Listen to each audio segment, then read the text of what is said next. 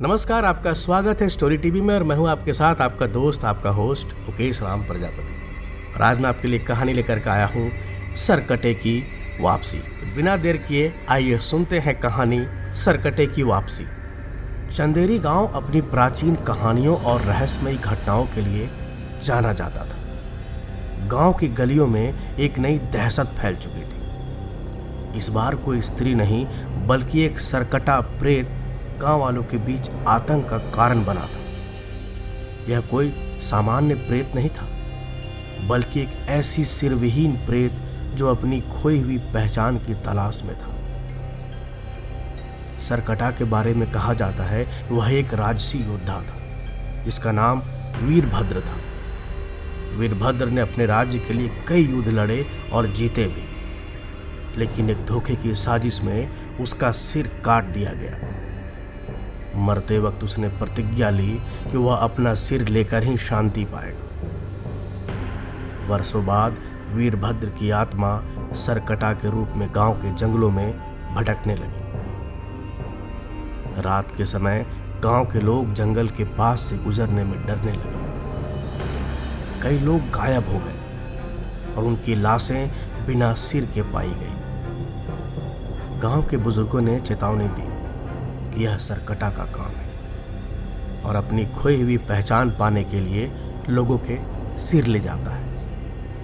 इन्हीं घटनाओं के बीच एक युवा इतिहासकार अर्जुन चंदेरी के गांव में प्राचीन कहानियों पर शोध करने आया। वहीं गांव की एक जिज्ञासु और साहसी लड़की प्रिया उसकी सहायिका बनी। दोनों ने मिलकर सरकटा की कहानी को समझने और गांव को बचाने की ठानी। अर्जुन और प्रिया ने काफी छानबीन के बाद गांव के एक पुराने मंदिर में प्राचीन ग्रंथ खोजे, जिनसे उन्हें पता चला कि सरकटा का सिर उसी जंगल में दफन है जहां उसकी हत्या हुई थी। लेकिन सिर तक पहुंचने के लिए उन्हें एक प्राचीन अभिशप्त गुफा में जाना होगा।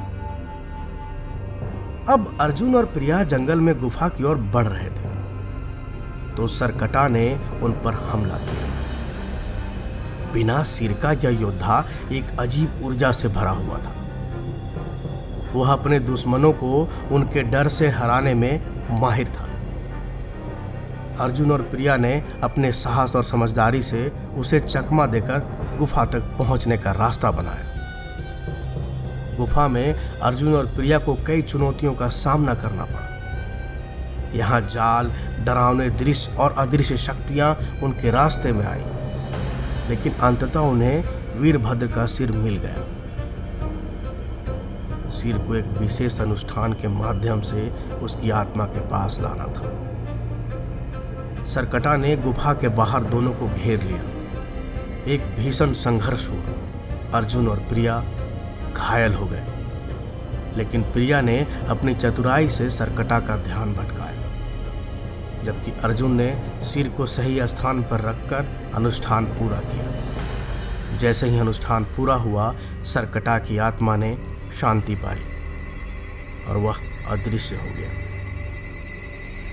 चंदेरी गांव में एक बार फिर शांति लौट आई।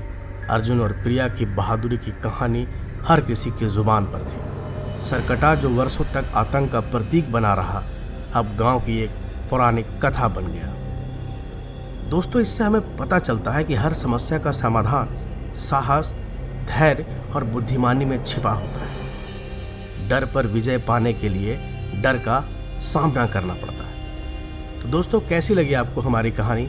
कमेंट करके ज़रूर बताएं। और यदि आपके पास भी कोई कहानी हो तो आप हमें ईमेल कर सकते हैं। फिर मिलेंगे अगले एपिसोड में किसी नई कहानी के साथ।